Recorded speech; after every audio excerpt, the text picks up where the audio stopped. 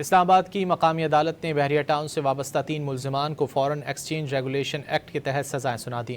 عدالت نے ملزمان کو 1 سال قید اور 5 لاکھ روپے جرمانے کی سزا سنائی ہے۔ مزید جانیں گے ڈان نیوز کے نمائندے طاہر نصیر سے۔ طاہر بتائیے۔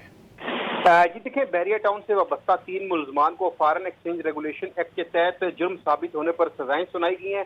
ایڈیشنل ڈسٹرکٹ اینڈ سیشن جج نصر من اللہ بلوچ نے کیس کا فیصلہ سنایا۔ عدالت نے ملزمان کو 1 سال قید اور 5 لاکھ روپے جرمانے کی سزا کا حکم سنایا۔ سزا پانے والے ملزمان میں وائس چیف ایگزیکٹو بحریہ ٹاؤن کرنل ریٹائرڈ خلیل حوالہ ایجنٹ عمران کاکا اور پاپی ڈیلر مشتاق احمد شامل ہیں۔